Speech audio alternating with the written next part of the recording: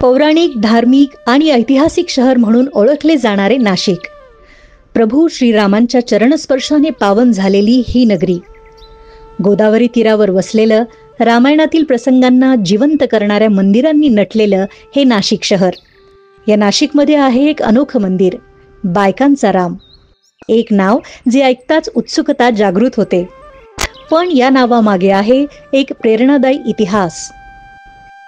जुने नाशिकमधील नाव दरवाजा परिसरातील एका बोळातून आपण प्रवेश करतो, जिथे काळाच्या ओघातही आपल्या अस्मितेचा गंध टिकवून ठेवलेली वास्तू उभी आहे. हे मंदिर उभारलं आहे एका पुरातन वाड्यात. दगडी पायऱ्या चढून आपण या मंदिरात प्रवेश करतो. हे मंदिर उभारण्यात आलं 1890 साली. त्याला आज 125 वर्षांचा प्रदीर्घ इतिहास आहे. या मंदिराच्या स्थापनेमागे आहे इंदिराबाई दाणी यांच्या सासूबाईंचे दूरदर्शी विचार. त्या काळात विधवा महिलांवर समाजात अनेक बंधनं होती. त्यांना सोवळं दिलं जायचं.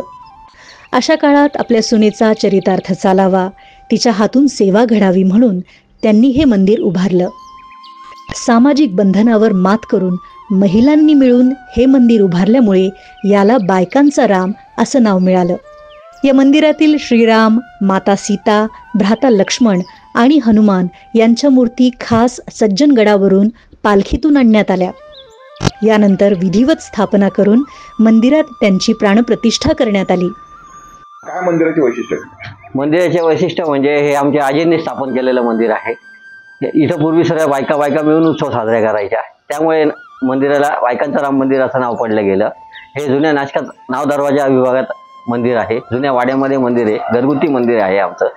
आणि दुसरी वैशिष्ट्य म्हणजे ह्या ज्या मूर्ती आहे ह्या आम्ही सज्जनगडून पालखीत मिरवत आणलेल्या आहे आमच्या आजींनी. त्यावेळेस संगमरवरीच्या मूर्त्या आहेत जुन्या. आणि इथं रामनवमीच्या उत्सवात आपला गुढीपाडवा येतो. गुढीपाडवा ते हनुमान जन्म.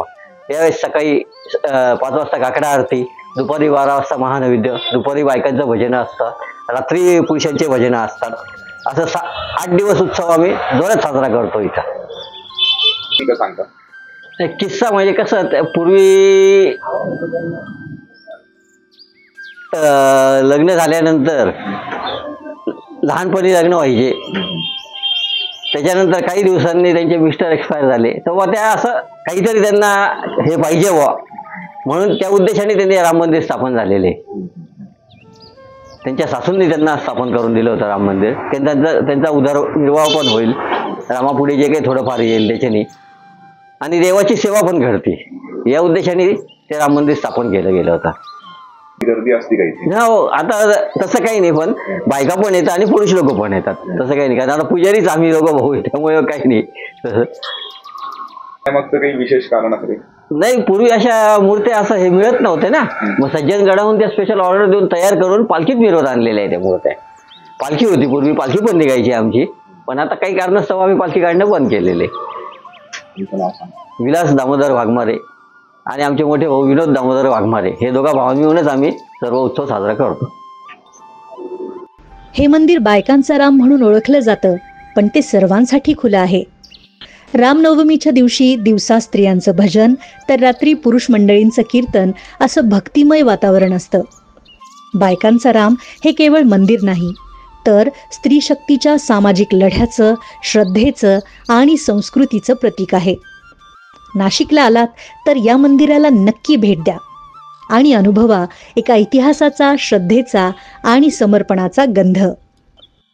नाशिकमधील अशाच अद्वितीय, अनभिज्ञ स्थळांविषयी जाणून घेण्यासाठी न्यूज 360 यूट्यूब चॅनलला सबस्क्राईब करा आणि कमेंटमध्ये आपल्या प्रतिक्रिया नक्की कळवा.